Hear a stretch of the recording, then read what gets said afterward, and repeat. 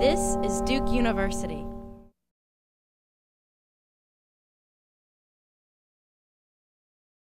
Chairman Leach began his term just a year ago. He had an illustrious career representing southeastern Iowa in the U.S. Congress for 30 years, where he chaired the Banking and Financial Services Committee, the Subcommittee on Asian and Pacific Affairs, and the Congressional Executive Commission on China. Most significantly for our purposes, he founded and co-chaired the Congressional Humanities Caucus with Durham and, dare I say, Duke's own Congressman, David Price. After retiring from Congress in 2007, Chairman Leach joined the faculty at Princeton's Woodrow Wilson School and also taught at the John F. Kennedy School of Government at Harvard. Chairman Leach has 8 honorary degrees and numerous public awards, and I'll just mention a few of them to indicate how distinguished he is. The Adlai Stevenson Award from the United Nations, the Woodrow Wilson Award from Johns Hopkins University, the Edgar Wayburn Award from the Sierra Club, and the Sidney R. Yates Award for Distinguished Public Service from the National Humanities Alliance. Chairman Leach was also a 3-sport athlete in college that led to his being elected both to the Wrestling Hall of Fame and the International Wrestling Hall of Fame. We therefore commend his ability to get on the mat and wrestle hard for the public humanities within a tough economic and budgetary environment. Congressional funding for the humanities remains in the $160 to $170 million range, leaving very little monies for new initiatives. The AAU, the Association of American Universities, has encouraged the Congress and President Obama to provide $204 million in the next fiscal year, even while the fact of the matter is that the NEH is operating at only a third of its demonstrated capacity of $415 million in inflation-adjusted dollars. One of the disappointments has been that the NEH did not receive additional stimulus funds from the ARA bill, the American Recovery and Reinvestment Act, as did the NEA. We humanists are aware that we live in times when funds for state humanities councils are very tight and when there has been a major slowdown with respect to new humanities jobs in higher education, whether publicly or privately funded. In this context, we are especially grateful that the NEH supports summer seminars and institutes as graduate student opportunities and also for faculty who run them, and that there are further plans for collaboration among AAU, the National Humanities Alliance, and the National Endowment for the Humanities. We are looking forward to working under Chairman Leach's guidance to figure out how institutions of higher education can continue to sustain and advance public humanities. Let me also say here that Duke faculty and graduate students have benefited from NEH funding in myriad ways. I myself enjoyed an NEH research fellowship a few years ago. We currently host 4 active NEH awards. On the Carlyle Letters, David Sorensen at Duke University Press is the PI. The History of Political Economy with Bruce Caldwell as the principal investigator. Spanish Golden Age Theatre with Meg Greer in Romance Studies being the main person in charge, and Tonality 1900 to 1950 Concept and Practice with Phil Ruprecht in the music department, who was the winner of the grant.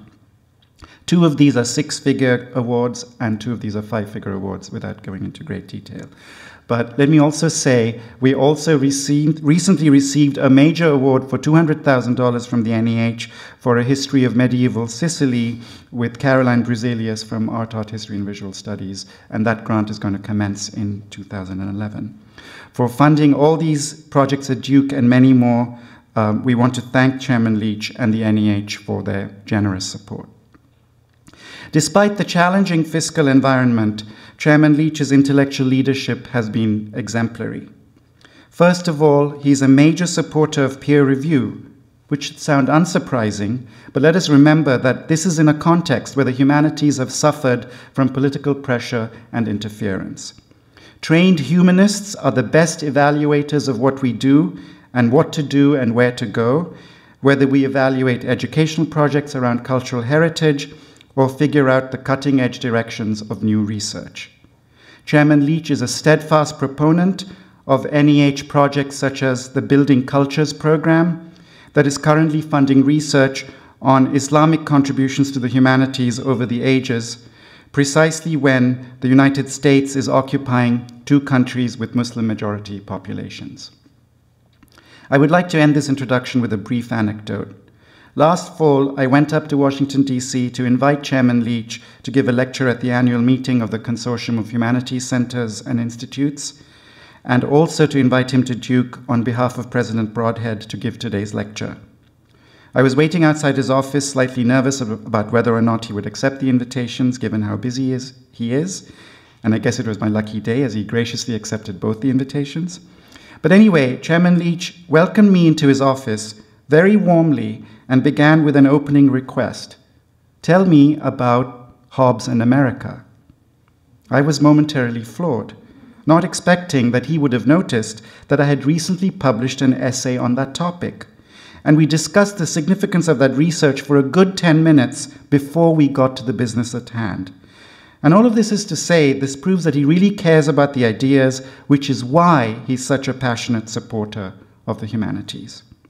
For all these reasons and many more, I'm very proud to introduce to all of you someone who is a distinguished wrestler, a resolute internationalist, and all in all, a committed humanist. Please give Chairman Leach a warm welcome.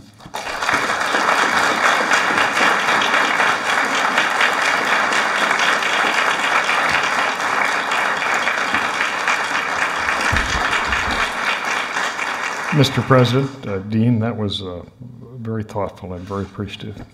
And Lisa, I'm so honored to be with you, as well as Mrs. Broadhead. As the Dean mentioned, I'm very proud to consider David Price a wonderful friend. And David and I work together on the humanities issues, but I want to tell you, our wives are much more controversial. Lisa and my wife worked in a small group called Peace Links, which was interested in a subject that, while it's cited frequently in biblical text, for one reason or another, is considered dangerous to people. This particular organization was founded to advance arms control and conflict resolution, and they gave Lisa's organization an award at one point in time on controlling aspects of guns. And I think that's pretty fabulous, Lisa. I might mention, I'm just recalling this conversation with the Dean, to have been educated by the Dean. Many of you are familiar with Thomas Hobbes, and he has this wonderful phrase about a state of nature where life is nasty, brutish, and short.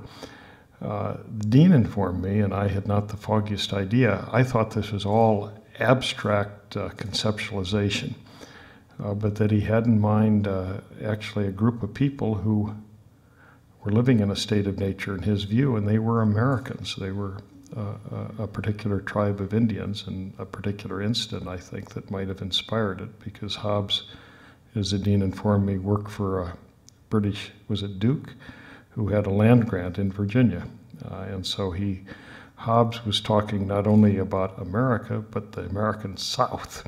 And so it's of enormous interest to me, and partly because when I read Hobbes in college, I always thought his framework was of an abstract dimension that one was very interesting philosophically, but not historically. And then when we come to contemporary times, I assumed that Hobbes was irrelevant. But when we look at the Middle East today, aren't we looking partly at a Hobbesian world? And so the Dean's interest in Hobbes is very contemporary, as well as historical, as well as philosophic. Well, let me just say, I've been embarked on a tour of the country talking about the subject of civility. And in some ways, when one thinks about public manners, one thinks there probably is no subject that could be duller. But if you take the context of our history, change was wrought not only with concern about the rights of man, but the nature of man. And I stress this because little's more important than concern for what might be described as an ethos of civility in the public square. And the founders, when they talked about the nature of man, had this perspective that each of them and their families and ancestors had all dealt with in continental settings, and that related to this aspect of power being held by a few, whether they were called kings or dukes. And the assumption was not exactly as Lord Acton later came to say about power corrupting and absolute power tending to be absolutely corruptible, but that power was pretty impervious to the concerns of individuals. And when we think of history, we always identify with being a duke, not being a serf. And everyone that came to America were more likely to have been serfs than they were to being dukes. Or they were second sons of dukes and therefore couldn't inherit anything because of primogeniture, and that was a motivating reason to come. In our country, based upon this concern for power, there was this notion that we should separate power. And so we followed another philosopher, this one from France, Montesquieu, who the French didn't follow, but we did. In fact, we're the only one that thought that Montesquieu had anything to add to the world. And we not only developed a system of separation of powers, all related to concern for moral philosophy, and that's the way the founders looked at it, moral philosophy being the nature of man, that man could not be trusted with too much authority. And so we had separation of powers, and then what people around the world don't understand and what Americans don't think about is that this model of separation of powers that we established in Washington, we quadruplicated or triplicated from a Washington perspective. And so we have the same separation of powers at the state level and at the city and the county level. And we developed a system where power was separated. It also overlapped both within branches of government and between levels of government, all because of the nature of man. Well, now, how does all of this tie to civility? One is that I view civility as not particularly about manners, and sometimes, in fact, I think you can have very mannerly incivility, and I'll touch on a couple examples in a minute. But if you view civility as mainly whether one respects someone else and someone else's views, it's interesting to think that if you developed a society that's based upon the precept of the rights of man, that implies the equality of man, and that implies that people should respect what other people are thinking. Now, we had to, of course, over the course of our history, redefine man from being someone that wasn't simply male and simply pale. But the whole point was, to be civil, one has to respect someone else. To be equal, that was a mandatory circumstance. And so we were rooted in the notion that diverse views should always be brought on the table, and that vigorous advocacy could be considered a social good. In fact, argumentation, arguably itself, is one of the most important aspects of our society. And if one doesn't have argumentation, one tends to dogmatism, and in a political sense, to tyranny. And so we wanted to avoid both. And so our great challenge was that we wanted to be argumentative, have all views on the table, and at the same time develop a manner to pull together so that everyone would respect, from a governmental point of view, whatever decisions were made. And if you don't respect how things are done, one can't respect the result. And so the assumption was that all American citizens would have laws that they wouldn't precisely like, but that we'd be a law and order society because we would respect the process. And it's a little bit, there's this great phrase attributed to Bismarck about the one thing the public shouldn't see being made were laws and sausages. But what they had in common was a desire of the public that they be made as cleanly as possible. And that is one of the challenges that there's always will be a circumstance. But that, to paraphrase a great American company, process is our most important product. And when it breaks down, you have a circumstance where the whole is less than the parts, and when it works, you have a system where the whole is stronger than the parts. And our challenge always is to have the second rather than the first. Well, everybody that looks in history knows that we're not undergoing the worst bouts of incivility of our time, and the two at the political level that people like to point to, and I certainly personally identify with. One was the greatest act of legal incivility in our political history when the Vice President of the United States, Aaron Burr, shot in a duel Alexander Hamilton. And then we had this famous incident in the mid-1850s where a South Carolinian congressman marched over to the Senate floor and caned to unconsciousness a United States senator. And this, some people think, was a high mark in the House of Representatives history, but on the other hand, the argument was over slavery. The South Carolinian was objecting to Senator Sumner of Massachusetts, who was an advocate of expanding free states, and the subject was the Kansas-Nebraska Act, and he had apparently said something offensive about a senator from South Carolina who was a cousin of the congressman named Brooks. So while this isn't our worst period, one of the great questions is it nevertheless a circumstance in a time where we've seen some declining situations in our lifetimes? And I will tell you, having served 30 years in the House of Representatives, I have no doubt whatsoever that is the case. And then one of the great questions is it what we're seeing good for the country or not? And only time will tell. The comments that have been made in a congressional setting, such as that the member uttering that perhaps the president was a liar, are unfortunate. But vastly more significant things are being said throughout the public.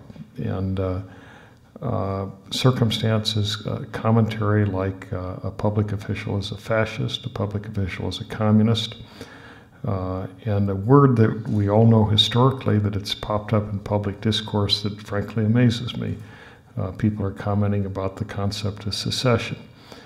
And these are history-blind conceptualizations, and one might ask, what's wrong with a little bit of hyperbole?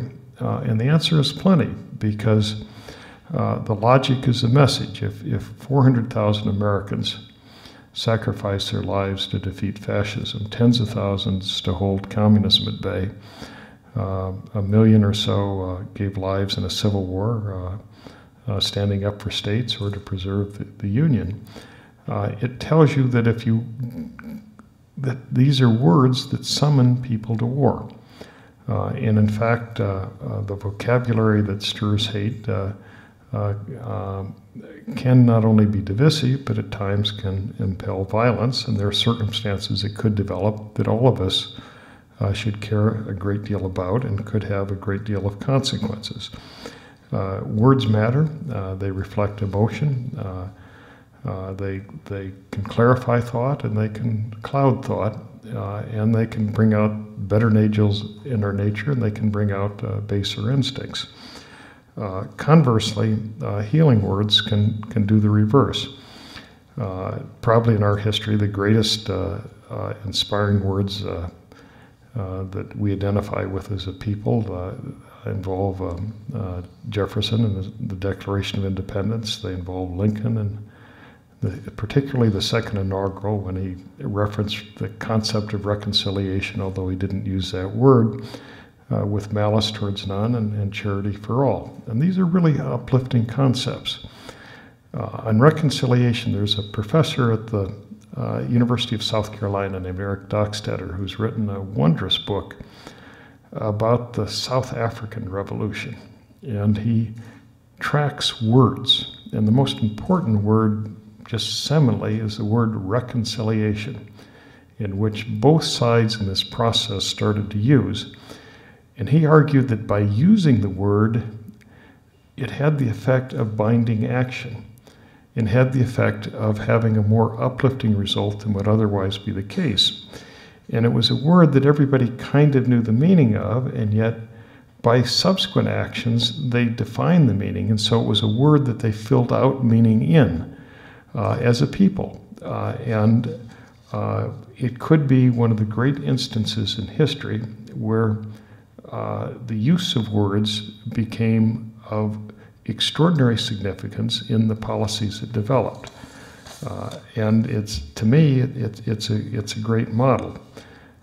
Likewise, all of us in this room may have a view supportive or perhaps critical of the president, but in my view, everyone should be proud that our president in Cairo gave a speech in which he called for the great religions of the world to look at each other, and advocates look at each other with greater respect, and he called for youth in the Middle West to communicate directly with youth in the Middle East. And I think those are the kinds of words that every American ought to say, that should stand for America. And we should stand behind our president with that type of conceptualization, whether we might differ or disagree or support any other kinds of things. I mentioned that civility isn't exactly like politeness, and that you could have examples of very polite incivility, and two come to mind. One that I've heard in my own ears many times, and one of which I've recently read. As a public official, as an elected member of Congress, I can't tell you the number of times one would be walking from House office buildings to the House floor to vote, and lobbyists will run up and someone will say, you know, Joe or Jerry or Bill, we supported you in the last election and we're really happy to, and we want to do even more in the next election, and by the way, there's a vote tomorrow and we really, really want your support. And by the way, how's your wife? And that's a very civil statement, but implicit is the notion of a contract that has to do with I gave you money, and a contract I'll give you more if one behaves in a given way. And that has nothing to do with the public interest, the national good, the argumentation of what is it that should or should not be done in a practical or moral way.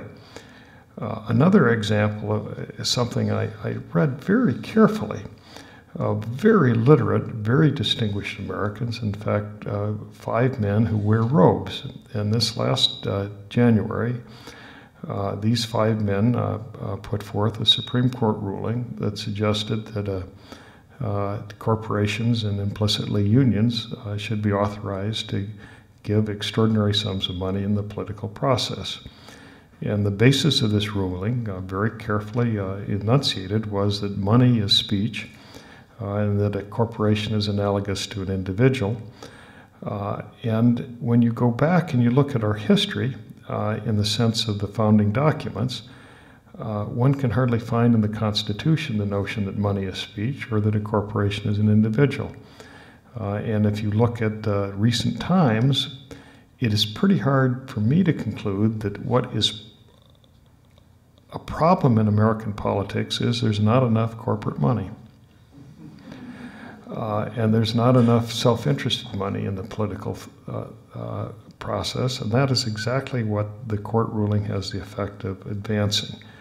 And I personally think that it's something that when you ask people why they're so angry, there are real reasons for many in the public to be, well, in fact, I think for all of the public to be upset. I think one can argue that the best and the brightest have let the country down a bit. And that things have not gone perfectly judgmentally in the political process, and there are aspects of politics that are imperfect. But one of the reasons is that people feel that they've lost control of their participatory capacities. And one reason they feel they've lost control is that big interests hold greater influence than the individual citizen. Well, if that's the case, how in heaven's name does one think that you deal with that by giving big interest even more authority? And I am personally as perplexed on that particular issue in a civility sense as any I can think of in recent years. And that to me is almost as dangerous as some of the vocabulary that is being set forth. You might ask, why does someone that represents a government entity called the Humanities speak on it?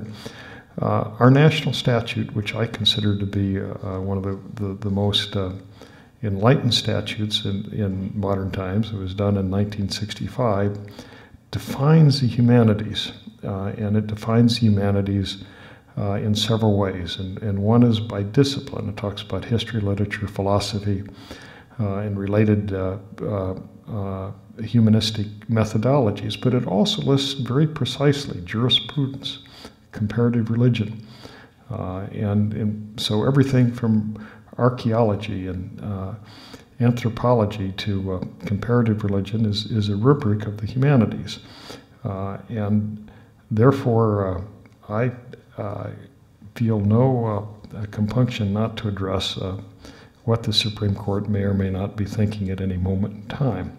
And I feel that particularly now that I'm not in the legislative branch. In fact, it makes me think, I will tell you an anecdote once. I was at a dinner party in Washington a number of years ago with several senators and their wives and the Chief Justice of the United States. And it was in maybe the first or second year of the Clinton administration, and the senators were both Republican, and they were saying very critical things about the President of the United States, which is normal. And all of a sudden I noticed the Chief Justice wasn't saying anything. And I turned to him and I said, I think I've got this role of Congress and the court figured out. And he said, what's that? And he said, you're responsible for protecting freedom of speech, but you have no freedom of speech because you refuse to comment because it would be inappropriate. And he says, that's exactly right. The Chief Justice of the United States is not in the business of criticizing the President of the United States. And I think that was absolutely a right conceptualization. I did ask him, though, if it was ever appropriate for a congressman to suggest to a justice that he differed with a Supreme Court ruling, and he said, go ahead. But what I'm saying is, now that I'm not a congressman, I feel very free to criticize the Supreme Court, whereas as an elected member, I felt some concern. In any regard, when I left the United States Congress in the first of 1977, I taught for several years, and I developed what I called 40 or 50 two-minute courses in American governance. And I'm going to give you 5 or 6 of these to give you a flavor of why I think the country is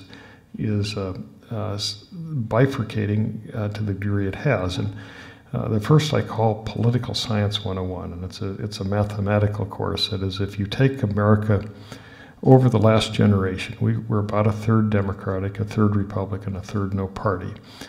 You cut a third in a half, and if you're mathematical, that means a sixth. A sixth of the American people control the Democratic Party, a sixth the Republican in choice of candidates. But if you go to participation, about half of eligible voters vote in general elections, but in primary elections, it's at most 1 in 4 and usually 1 in 8. But if you take 1 in 4, that means 1/4 times 1/6. So 1/24 control the Republican Party, 1/24 the Democratic.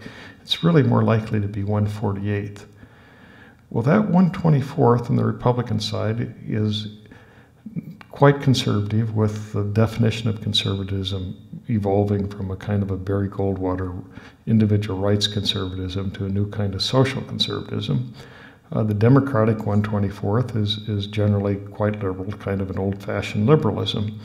And so candidates are chosen by a fairly small number of people. and by the way, political party leadership by an infinitesimally small percentage of 1%. And so American democracy is seeing candidates coming from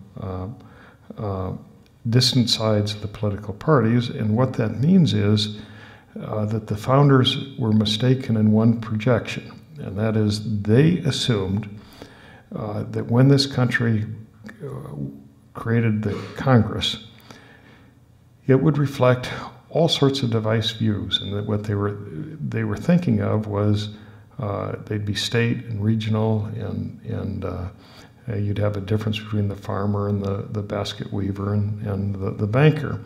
But as it works out today, the great underrepresented body in the United States Congress is the majority of the American people who have always identified somewhat closer to the center. And what's new in American politics that has never been quite there is the definitive nature, particularly within one of the two parties, but to some degree in both, that if one doesn't say loyal to one side, especially the extreme of that side, one gets challenged in a primary. So if you take the House of Representatives of the United States, about 380 of 435 House seats are relatively safe within a party. And about half of these are Democratic and half Republican. And that brings me to Political Science 102, which is half of which everybody in this room knows, half most people don't think about. And the half that everybody knows is that if the dean and the president were to run for president of the United States, the dean is a Republican and the president is a Democrat, everyone would assume in the primary the dean would go pretty far to the right, the president pretty far to the left, and then if they won that nomination, they'd both try to scoot a bit to the center. And that's kind of the way American politics works. But in legislative office, because most seats are single-party seats, it means that once one gets a nomination, one has to be to the right and to the left. There's no scoot to the center, because if there's a scoot to the center, one will be challenged in a primary. And that is the only place that one can lose one's livelihood. And so if one believes that self-preservation is an instinct in a career, there is today, more than any period of time I know of in American history, an instinct not to compromise.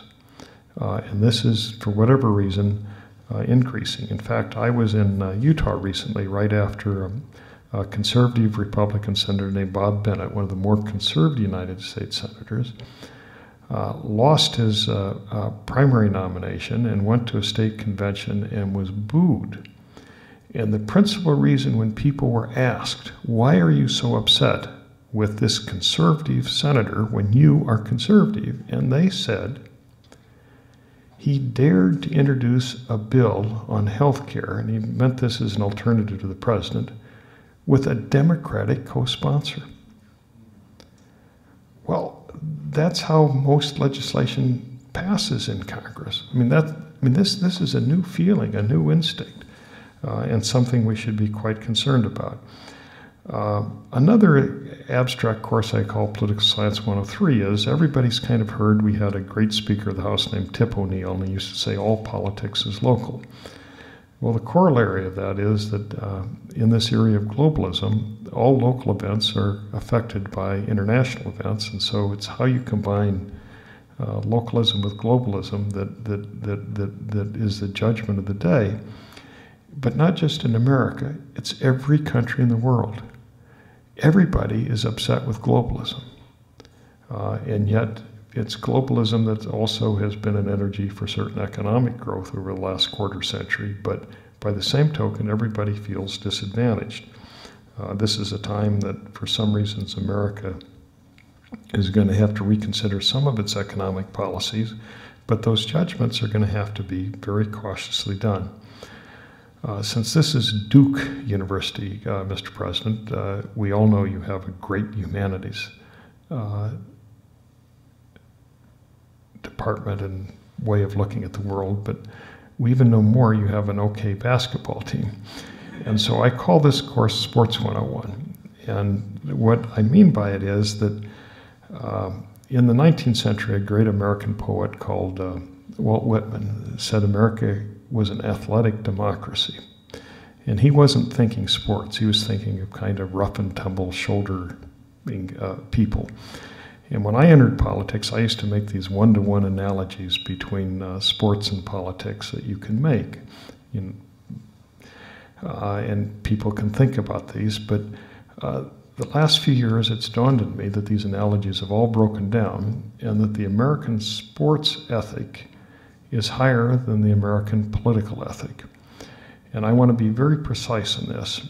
If you take Coach K, everybody knows he knows the subtleties of basketball. There are other people that do. But if Coach K taught his kids not to respect an opponent and to cheat, your president would fire him because he wouldn't be reflecting the values of the university. And it isn't just Coach K, just because he happens to be at a pinnacle, but throughout this country, high school coaches, college coaches, they teach kids to be disciplined and follow the rules. And then in terms of rules, they're referees to blow whistles, throw flags, they're umpires to call balls and strikes. In politics, you don't have that. In fact, all of you have heard talking heads say this over and over again. The American public in poll after poll says we're tired of negativity. And yet there's not a political advisor anywhere that doesn't tell a candidate, if you want to win, you have to be negative. And so negativity is ethic, and so negativity is rewarded. And then it's interesting to ask oneself, at the end of a basketball or football game, one can be disappointed in the result, but you respect the kids for putting out, and you respect the coaches for teaching them. In politics, if you get a group of people that have negatively laid forth this set of techniques that are so modern and so effective, once they come together, how do they work together? How does a country respect what they do? If one thinks one party wins and they're a bunch of communists, and then how do you respect the result? If another party wins and people think they're a bunch of fascists, how do you respect the results? By the way, the distinction between our current president and our last vice president is very simple. Dick Cheney was called a fascist. Barack Obama has been called a fascist and a communist, often at the same time by the same person. But that's really awkward in our political process. Anyway, my favorite course is what I call Physics 101. Some of you are aware there was once a chap named Isaac Newton, and Newton had these 3 laws of nature, the third of which was that for every action, there's an equal and opposite reaction. We used to shorthand this: action equals reaction. Well, one day on the House floor, I discovered the 4th Newtonian law, and I came home, very proudly proclaimed this to my wife. Everybody needs an audience, and she wasn't too impressed. But anyway, this was discovered as a pun. The Speaker of the House of Representatives at the time was a chap named Newt. And in a particularly tough moment on the floor, he gave kind of a diatribe against the opposing political party, and I was watching my friends on the opposite side, and it dawned on me, in social physics, a reaction can be greater than action. And so if the dean's running against the president for Congress instead of president, and the dean calls the president a bum, the president is very likely, as mild-mannered and decent as he is, to call the dean something tougher yet. If we as a country call another society evil, what does that imply? Do we come together more easily, or does the other society think in a very different set of framework? And it goes back to words and actions matter. Coming to a subject called Humanities 101, it's my sense that the greatest political science observation of the last century comes from a scientist, and that's Einstein, who said that splitting the atom had changed everything except our way of thinking. And the implication being that science is going through all these unbelievable changes, and in history, the great constant is human nature. And so what he is suggesting, in essence, is that we've got to change our way of thinking if we're going to deal with the problems that science has wrought. And now, frankly, in the last decade, we have a new phenomenon, and that's terrorism. Not that terrorism hasn't been existent in human history, but this is the first year in which terrorism has ever been globalized. And so we're in an action-reaction cycle. How do we get out of it? And can we deal with terrorism in the same way as we thought we could at one point in time? And if we don't figure out ways of dealing with things in more effective ways, we're going to have terrorism that's going to be with us for a long time to come. And in that regard, what very few people have thought about is that, forgetting this notion of a Hobbesian world, the most sophisticated countries in the world are the most vulnerable to terrorism, and the most open societies. And if you put a bomb in a rural field in a developing country, it'll go off and could cause a little damage. You put a bomb next to a big building, next to a power grid, you've got really a traumatic different level of difficulty. And so we're going to have to figure out ways to do that. And that brings me to a course I call Literature 101. And in my age, I went to college in the mid-60s. The fashionable set of books was a group of books called the Alexandria Quartet by a British author named Lawrence Durrell. And I don't want to go into the books except to say this one very precise thing, that there were 4 books, each titled by an individual who was a participant in a set of acts. And each book was about the same set of rather minor interactions of people set in Alexandria, Egypt between World War I and World War II. And you wonder, why do you read about the same set of acts 4 times over? Particularly, they aren't very important acts. And one of the morals, although it was a somewhat racy set of books from a young person's perspective, the moral was that to get a sense for reality of what actually happened, you need to look at things from more than one set of eyes, because all 4 stories were totally different. And so when we think of a courtroom setting, when we think of a family discussion, when we think of international relations, can we be confident of judgments based on one set of eyes? And I think that really defines a lot of our problems today. And I'm going to end with 2 quick courses. One I call Poetry 101, and that relates to the great W.B. Yeats, who in his most famous poem, The Second Coming, mentioned or asserted that the center cannot hold when the best lack all conviction, and the worst are full of passionate intensity. And does that have any resonance today? It had unbelievable resonance in the immediate aftermath of World War I when he wrote the book. But to me, there's some indications that you don't change as radically from that environment to this environment without seeing certain similarities. And my last course is Classics 101. Everybody kind of knows about the decline and fall of the Roman Empire, and one of the few things we kind of know is that it took several centuries. On the other hand, when we think of the 5th century BC, which might have been the greatest flowering of civilization by the fewest number of people, it is incredibly impressive when we think of the literature and the plays and the philosophy and the politics, how superlative it was. It was less than 2 generations for this whole thing to not exactly implode, but go back to the normalcy of prior eras.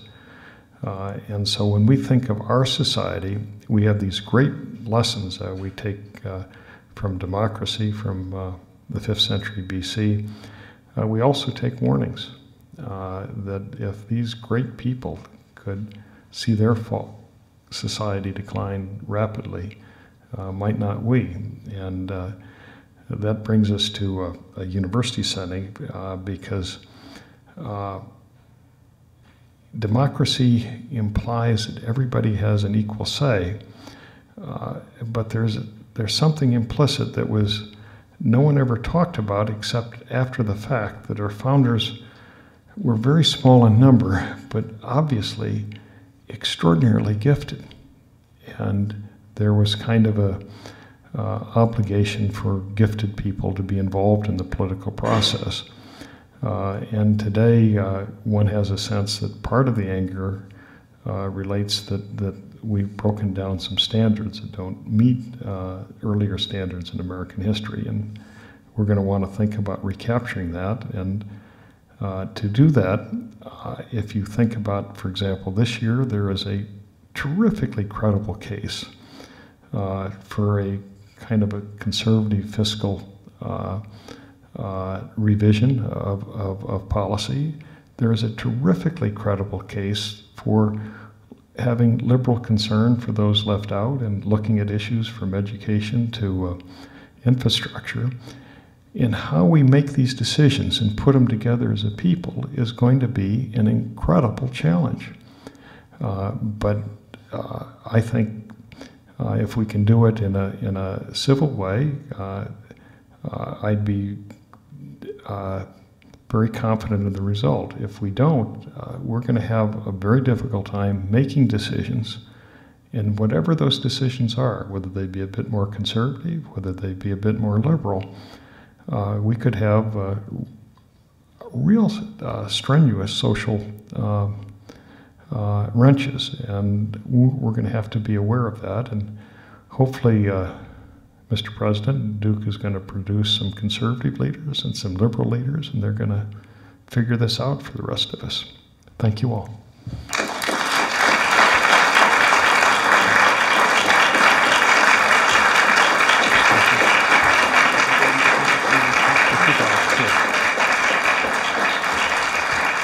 I'd be happy to take any questions if you'd like. We have about 10 minutes for some questions or comments from the audience. Randy. Thank you very much, Mr. Leach. I really enjoyed your presentation. I found it quite inspiring. I have a difficult question for you, though. You spoke well about, oh, thank you. You spoke well about civility and language and its usefulness in finding a path toward reconciliation. And I wonder how those lessons apply to the term terrorism. Even if we could agree on the definition of what acts constitute that term, we might agree, for example, that the bombing of the World Trade Center is an act of terrorism, but the carpet bombing of Iraq or Cambodia or the napalming of Vietnam is not, even if we could agree on such a definition. How does the term terrorism help us find a way toward reconciliation? Yeah. Well, there are a couple aspects. One, there are certain things that we should be very tolerant of, and other things that are intolerable. And certainly terrorism falls in the category of intolerable. Having said that, there is an obligation when there's a challenge to understand it. And so if you take the concept of terrorism and you say it is intolerable, therefore, we should respond to it, for example, with overwhelming force, which is a credible conceptualization. On the other hand, if your response is of such a nature because you don't understand it, that you create more terrorism, you may be making a mistake. And so everybody in this room may, and there might be disagreements, may agree that the terrorism is intolerable, but how you deal with it involves judgment. And judgment involves knowing something about it. Why did this group of people come? Who were they? Why did they act the way they did? And if you take, and I don't want to, I view my role at the NEH is not to take stands particularly on issues, but to comment on historical perspective. But having voted against a particular war, let me just explain a rationalization for a vote in a historical context. We should be particularly careful about attacking a country which didn't attack us, for which not a single terrorist came from. And so we might all agree that's an intolerable act, but how you respond matters. And in fact, I would say there's probably consensus in this country today that we did not respond forcibly enough in Afghanistan, at least with sufficient force, and give it a high enough priority at a given time, and that there is a difference of judgment whether what we did in Iraq was correct or incorrect, or whether the policies were pursued exactly the right way. I will tell you, people don't take polls at the Pentagon. Nothing would be more inappropriate. But you talk to almost anyone that works in the Pentagon and you just say, what do you think? And by the way, what do you think most of the people in the Pentagon think? And there's a surprisingly high number of people at the Pentagon that are not convinced that we did the right thing in entering Iraq. On the other hand, every American ought to be very proud of the soldiers that served. And if you think of things that would be bad for the national interest, it would be if those soldiers were thumped. And so it's important, A, that people are patriotic enough to serve, and B, professional enough to serve in such a way that they have prevailed in virtually every kind of battle. Now, whether it's a wise thing to do, whether that will deter terrorism at home, is a very interesting phenomenon. And here you have lots of judgments that apply, because obviously government is all about, among other things, protecting the American people. And so it is definitely the case sometimes that it's better to fight over there than here. But there is also a circumstance that maybe fighting over there makes fighting over here more likely. And so judgmentally, you have to deal with that issue, and you have to think it through. But there should never be a case that one doesn't recognize that there are certain things that there are consensus that are inappropriate. And so one reason you have a rule of law is that if you shoot the lady next to you, that's intolerable, and there should be a repercussion, and that repercussion may be long-term in jail. It may even be, in Americans are divided on this, it might even be capital punishment. But there should be, and that, a reaction to that act, and then one proceeds from there. And so it's not enough to say something is wrong. One has to think through ramifications. Now, in religious doctrine, sometimes it's better to turn the cheek. At other times, it's better to respond in a credible way. And so you have what might be a slight that a turning cheek is appropriate. There could be a terrorist act where that is not appropriate. And so then how you respond is judgmental. And by the way, it takes history, literature, philosophy to put these things in perspective. And then it also takes a combination of people to come together in a democratic system to make things possible or preventable. And so you have a combination of individual judgments and collective judgments. Is there another question? I'll ask one. You've quoted some wonderful examples reminding us that we don't live at the only moment of incivility in American history. But I'm wondering, can you think of any historical examples of a culture becoming more civil over time? Well, I think American society is definitively more civil. If you use my definition of respect for the other, and you take American history, we began as the first society really formed as an idea, the rights of man. And then we had a great debate of who man was. And it took a civil war, a suffrage movement to respond, a civil rights movement. That is a movement towards civility of a very profound nature, and shouldn't be underestimated. We also know in history that if we take the two great challenges of the last century, and they were unprecedented challenges because they were isms. History has no isms of any significance other than art history, but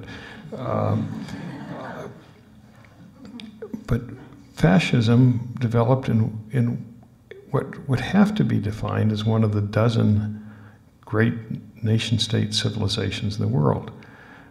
Communism, from a Soviet perspective, certainly one of the 15 or 20 great states of civilization in the world, and the literature and the history and music that emanated from these societies were incredible. And so when we think of really awful things that developed, they came from some of the best, not the worst. And that is something we should, ponder a great deal.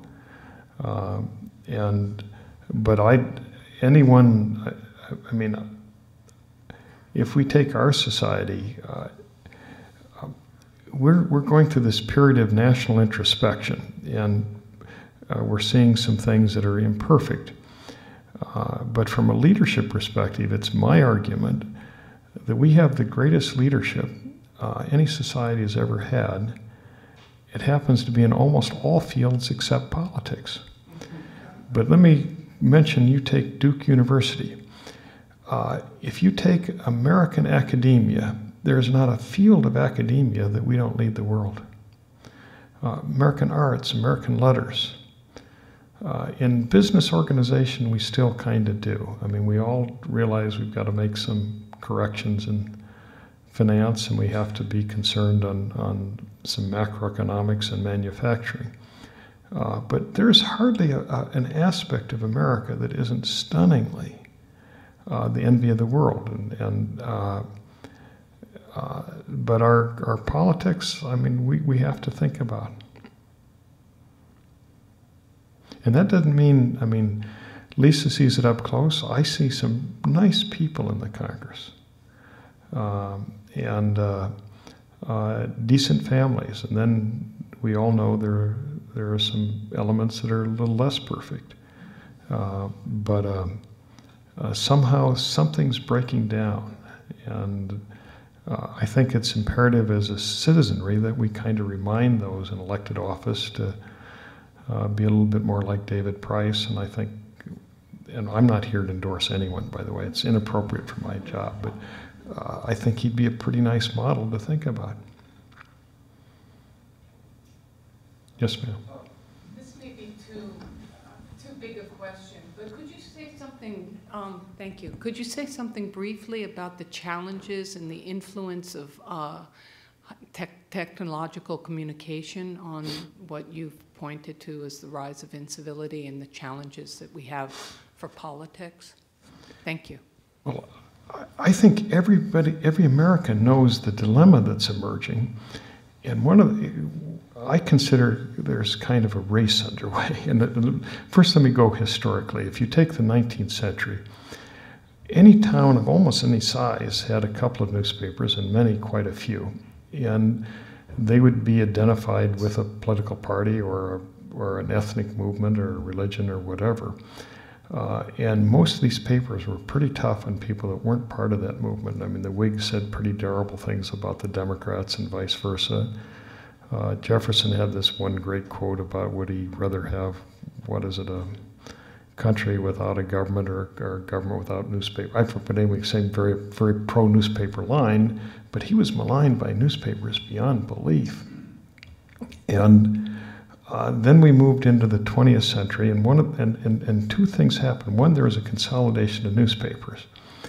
And if you consolidated newspapers for economic or whatever reasons, it meant that newspapers had to address the whole public, and they became a bit more balanced in their politics. And then the best newspapers would, as they came along, started to have a conservative op-ed columnist and a liberal op-ed columnist to kind of attract the public. And then we had these radio stations that had huge audiences, and so as radio stations, first they were a little more interested in cultural things like music, but they, with the exception of the 30s of Father Coughlin and a few others, the radio stations were looking at large audiences and were relatively balanced. And the same when we had only the three networks, and Walter Cronkite and Eric Sevareid et al. Were talking to all of America, and they were doing their darndest to be very balanced. And the public didn't always think that way. A liberal would say you're too neutral, a conservative too liberal, and whatever. But in retrospect, they were trying to be balanced. And then all of a sudden we moved in this era of this panoply of news media, or of communications outlets. And one aspect is that newspapers lost a capacity to advertise, which meant that every newspaper in America has cut back staff, possibly excepting a few business papers. And their capacity to do investigative journalism has really receded dramatically. And to cover international events has receded dramatically. And then on the non-newspaper side, all of a sudden, people looked at themselves like women's clothing stores. And what I mean by that is, if you have a women's clothing store that appeals to high end, you have another end that's low end, another end for the tall and heavier, another maybe for the model we all wish we knew or were. But suddenly the media started to say, we've got to appeal to an audience, a defined audience. And so suddenly, instead of the news being for everybody, meaning balanced, it became an appeal to an audience. And so you have examples, it doesn't apply to all the media, where people are addressing people of a conservative view, other people are addressing people of a liberal view. And they have found that they've been able to attract bigger audiences, therefore more advertising revenue, therefore they're more profitable. Now I'm also one wants to suggest that probably the owners have convictions along that line too. At least I assume so. But that's very different than what we experienced for most of this last century, but not totally different than the 19th century. Now the good news is, and this is the extraordinary good news that everybody in academia understands but doesn't think about, and much of the rest of the public not to the same degree, that there is no one at Duke University in academia that doesn't have a problem with the computer being on the screen every day, pops up all these journals that are just fabulous, and you can't read them all. I mean, the problem is what you have to delete. That is terrific, and you just can't keep up with it. But if you say the local paper isn't covering the Middle East adequately, as it once did a little bit better on, everybody in this room can go to all sorts with a click of journals to find the latest that's being written, to newspaper articles from around the world, to anything on almost any subject. And so you have the phenomenon in America that people are writing about, that sociologists like Robert Putnam, that we as a country are tending to identify with those just like us. And so for the first time, people of a particular religion or a particular viewpoint want to live with other people just like them. For the first time, but maybe not the first time that's the case, but for the first time, any American can choose only to look at what fits their prejudice. And so that's happening to some extent. On the other hand, what is also happening is that this huge amount of information out there that is exceptional. Now, we also know blogs, etc., are great feeding grounds for non-responsibility and rumor mongering that can be a bit unfair. And I've even seen a blog or two criticize me, and that's very unfair. But